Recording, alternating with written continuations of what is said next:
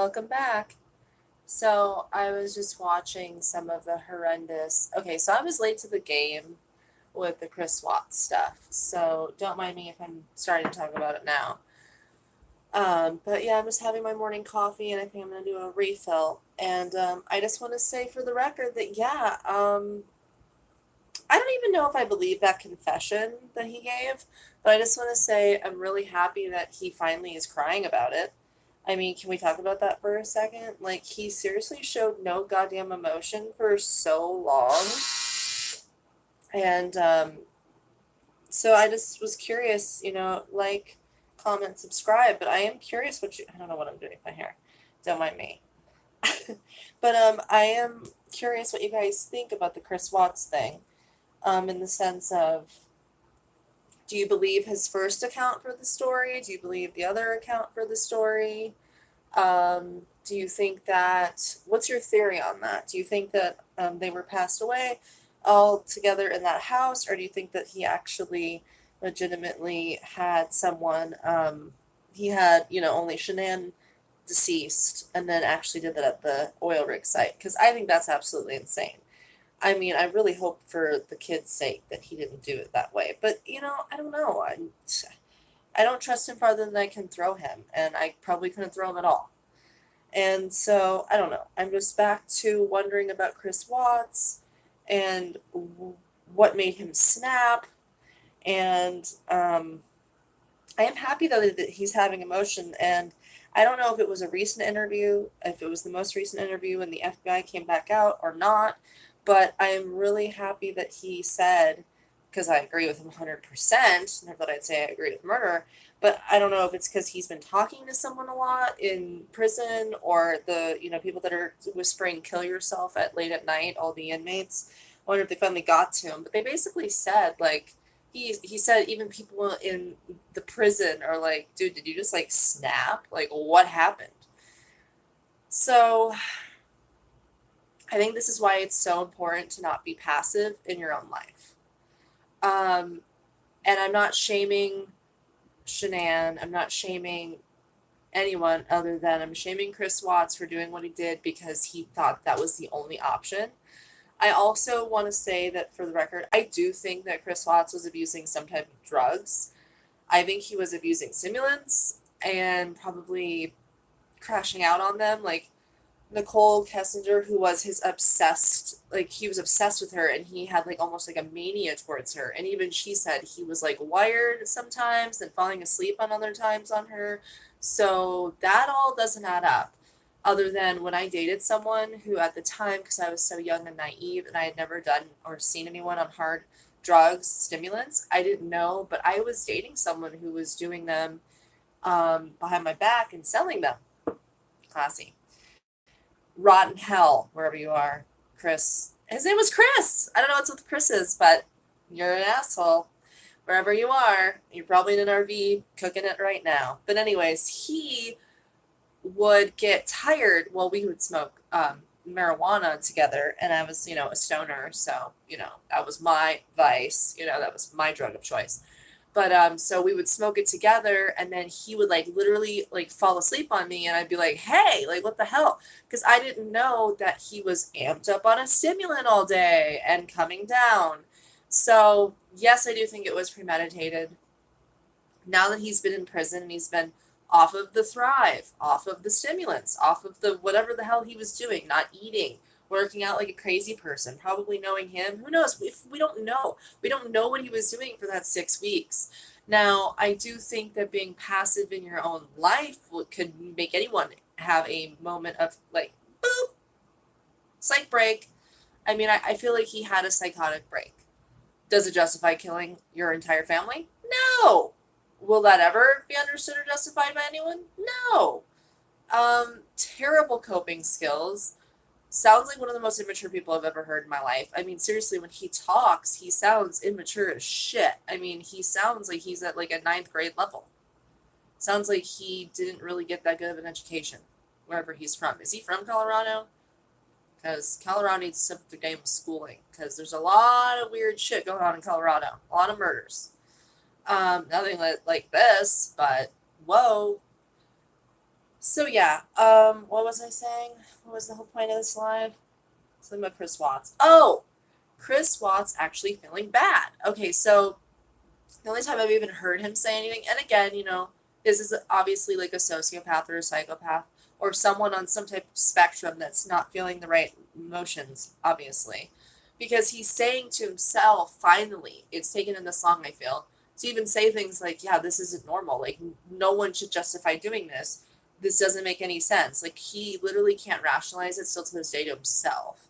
So that's what makes me think he was under the influence of something or in a psychotic state. Like he wasn't 100% in himself. I've watched videos where people say he keeps saying something like he feels like he was like out of body doing this or something. That to me is like disassociation, which is again when you're having it can even happen when you are borderline personality disordered. You can get it so bad you get paranoia or disassociative like thoughts. Like seriously, you think you're seeing someone that's not there. Things like that. So it makes me wonder if there's something else going on and he's just not diagnosed. Now, again, I don't want anyone writing comments or even thinking for 1 second that I am victim shaming or trying to justify him killing his family. No, I'm not. I'm just saying there are red flags, and the red flags are there. I will say this too, and no, I'm again not victim shaming, but I will say, I have heard this in a couple of channels, and I have heard people say like, "Oh, Shanann was evil," and blah blah blah. No, she's a Capricorn. We don't mess around. Okay, Capricorns are serious and sarcastic. So in that video, for example, like that clip I saw, because I haven't seen much about it other than like the few. I know like more about the facts than I know about like the videos, and I don't want to get like connected to people that have passed away. Shocking. You know what I'm saying? So where I'm going with this is though in one of those videos she was like, "Move out of the way. I want to see the kids," or something like that. She's like, "I'm talking to the kids, not you." And I was just like, "Oh shit!" Like it wasn't enough to kill someone. You know what I mean? But it also wasn't really the nicest way to say to your husband, "Hey, get the fuck out of the way. I want to see only the children." But Nicole Kessinger really was just an escape for him. He thought he was in love with her. He said she took my breath away. You worked with a bunch of dudes, and a chick that was younger who isn't ugly was around and flirting with you. Yeah, you're gonna have your breath taken away. I would say most people would have their breath taken away when they're around a bunch of smelly guys and a girl walks by who doesn't stink like poopy. You know what I'm saying? And doesn't have a, 6 o'clock shadow, 5 o'clock shadow. So my point is I think Tori Hartman, gonna go ahead and put that name out there. She's awesome. Look her up, her channel. I think she's right when she says it was just a matter of time before something was gonna pop off. I mean, this person was being passive in his own life, and you can't do that and expect you not to have repercussions like a psychotic break or a meltdown or things falling apart. I mean, and then there was other levels. There was like the health stuff and like the debt, and these are all things that again normal people know how to cope with. And what's normal? But what I'm saying is that's my cat playing with something. If you hear it, she's playing with a toy. But what is normal, right? But coping should not be, I'm going to plan out something and make it final for everyone else. You only make things in your life final for you. Now, I'm not saying I'm pro suicide. I'm just saying, like, you don't take out other innocent bystanders just based on your own wants, needs, desires. If everyone did that, where would we be? So I agree 100%. I think Chris Watts is exactly where he wants to be because he didn't do anything else to stop it. So obviously, in some weird way, he wanted it. Sometimes, what's that saying? It's like sometimes you have things happen to you whether you want them to happen or not. Oh, it's basically like you get so many opportunities to grab life by the balls and take care of it yourself, i.e., him tell her, "Hey, I'm not in love with you anymore. I'm going to fucking start having sex with someone else. We really should break up and be on your way." He shouldn't have been so like selfish and like insecure and like worrying about the money. The fact that he had Nicole Kessinger telling him dude, you're not being very realistic with like where you think you're going to be able to live and stuff like that.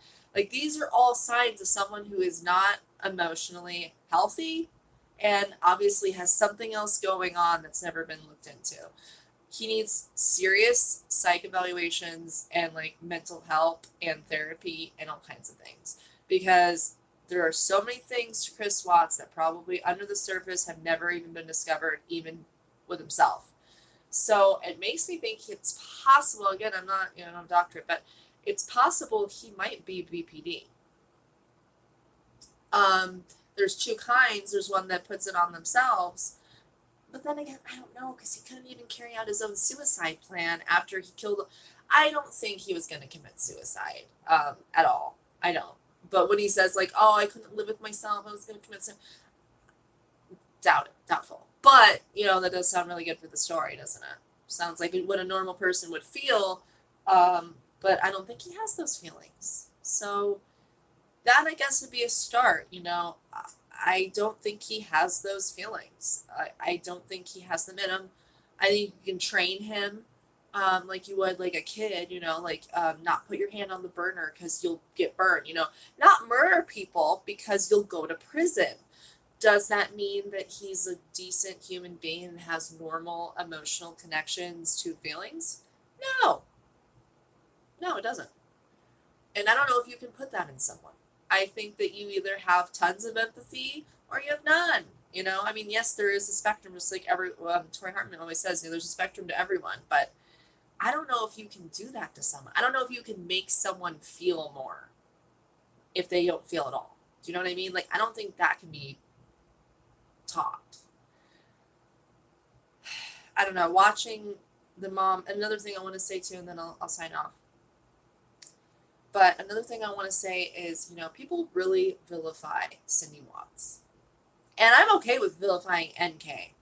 You can vilify her all you want, because I think just like Kelsey Barrett, rest in peace, Shanann, rest in peace, just like Kelsey Barrett, I think KK, Crystal Lee Kenny, had a lot to do with it, just like Nicole Kessinger, whether she realizes it or not. So that being said, last thing, Cindy Watts getting so much shit for telling her own flesh and blood that fell out of her vagina that she forgave him in the courtroom. First off, you can tell they're super religious, or at least they're claiming they are in the courtroom. So of course they're going to talk about forgiveness and that God and Jesus and all that in the religion religion aspect of it, that if you admit that what you did is wrong and you learn from it and you don't do it anymore and you don't want to do it, then you're forgiven, right? That's sins happen and they are forgiven. That's part of the growth process. But can you really come back from that? Can you? Maybe you think you can. All I'm saying is Cindy Watts saying that she loved her son and that she doesn't understand what happened and that she's still here for him. In a time like that, everyone's like, oh my God, that's so crazy. You should enable him. That's why he's a killer. No, I don't think that's it at all. I think that in a time like that, you're in such shock that you've raised someone that you didn't see any of the signs, up until... I know all the backstory on Cindy Watts and what she did and how she helped, further chasm Shanann and Chris' relationship. But I don't think that her saying that she'll always love her son to him when he is literally in shame and just being told what a fucking idiot and loser he is in the courtroom and is being sentenced to 100 years or whatever he got. I don't think that that's really that wrong. I'm sorry. Don't have kids yet. I wouldn't be writing him love letters or love filled letters about how amazing he is and he's such a product of what I did right. And maybe that's where everyone gets so angry about Cindy Watts, and she didn't really say anything about I really think I could have done better. Maybe that's something that she should have said. And maybe she should apologize to the family and said, I'm really sorry that I raised someone. That's what she should have done. Okay, so I think that's why everyone's mad. She should take fucking accountability for the fact she raised a killer. She did forgive him, but she forgot to say, and by the way, me forgiving my son doesn't justify what happened on any level. I am 100% disappointed. I don't think I'm going to be showing up to his... commissary, giving him tons of gifts and commissary. I want him to really think about what he did, and I want him to really not be comfortable while he does it for a while. But anyways, I'm going to sign off with this. Anyone that thinks that Chris Watts didn't get any type of, proper justice, which, he didn't get hung up in the streets, and he didn't get, stoned to death like we would in the old times by, the watchers and the viewers and the jurors, and just, kill him to death. But I do think that him sitting on an uncomfortable cot in a small space, and now that we know if it is true, because again, he's a lying sack of shit, we don't know what he's saying is true or not. If they really have him on suicide watch, and they really have all of the inmates they quote unquote claim whispering at night to him to kill himself, I don't think that that's what Chris Watts imagined when he killed his children and his wife. I think he was thinking of nice long treks and his backdoor sex issues and fantasies of NK. I think he was thinking way too selfishly, way too short term, and we can all learn from that. Is it really worth it? Is stealing that? Is being an adulterer? Is robbing, killing, pillaging? Is any of it really worth it in the long run? You know what the answer is? I think you know what the answer is. And I agree. No, it's not. And it never will be. And it won't be justified either. And that's the type of society I want to continue to live in, where we can make examples of Chris Wattses and put them where they need to be, which is not anywhere near me or you, and surveillanced 24 hours a day. Till we meet again, stay safe, love each other, and life's short. You never know when it's your time.